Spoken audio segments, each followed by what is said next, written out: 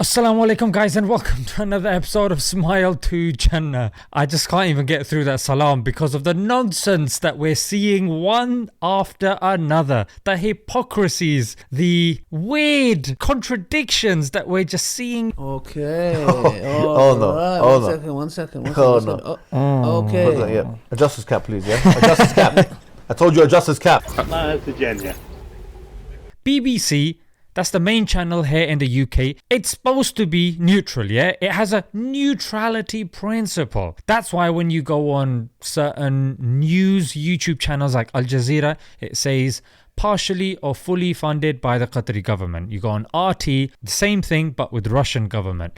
Yeah, you'll have DW, French government. But when it comes to the BBC, there's nothing there.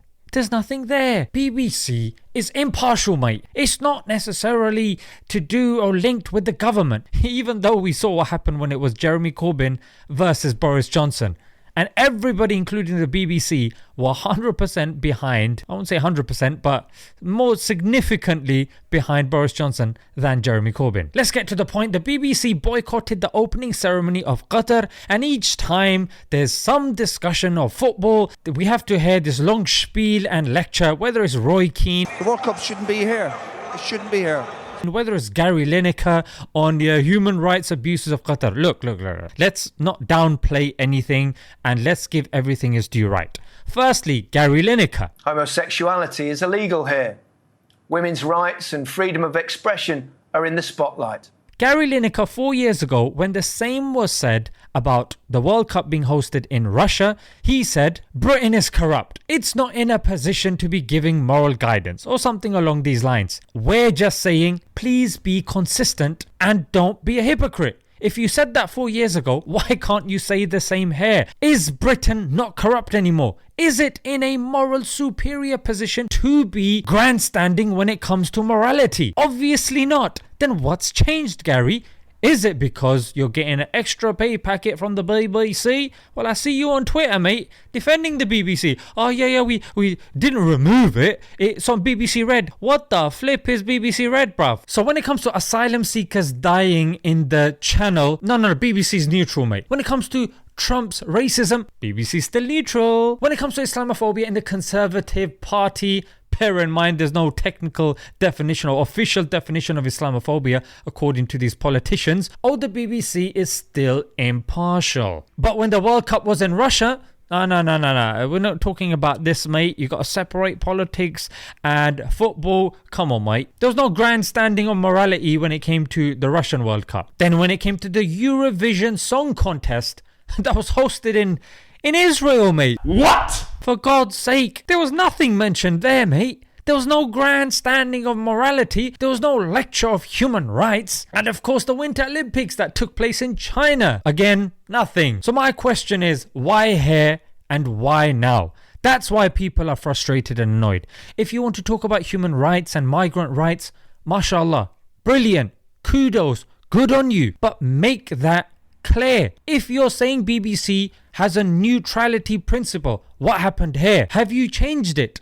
Can you let us know what you've changed just so we're aware? Or do you just do it behind closed doors? You just flip. It's like playing it with your friend and he goes, time out, mate. And you're like, oh, I was just going to get you. All right. And then he gets his breath back, starts running. Yeah, time in, mate. As soon as you're about to get him again, yeah, time out, mate. It's the same. It's like neutrality principle is back, mate. Neutrality principle is finished. Come on. And the reason why Muslims were so frustrated is because we don't get good media coverage. And here you have a majority Muslim nation hosting people from all around the world. And in the opening ceremony, there was a segment of Morgan Freeman, the Hollywood actor, and a disabled Qatari influencer. And they had such a beautiful dialogue of anti-racism, of disability being ability, and of course unity, which was sealed by a verse of the Qur'an. And with the rise of Islamophobia, this is something that could have contributed to the Muslims being humanized. But it seems like, and I'm not a conspiracy theorist and that's not something I encourage, but how do you square that circle, mate? With everything that I've said, how on earth do you square that circle? And if you look at the response that the BBC gave, it's not even worth quoting. I'll just have it on the screen, mate. Just pause it and read it and go and vomit.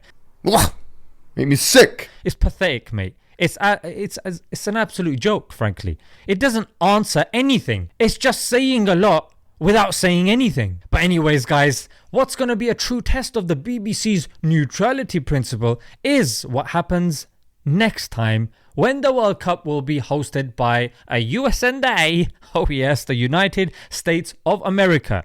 Oh yes. Let's see what's going to happen then. Bear in mind, a couple of days ago in the United States, there was a non-binary person that went into a nightclub of gays and shot and killed 5 of them. You've got preachers there that clearly call for the death penalty of homosexuals. And of course, death penalty is still being dished out when it comes to people that have committed certain crimes.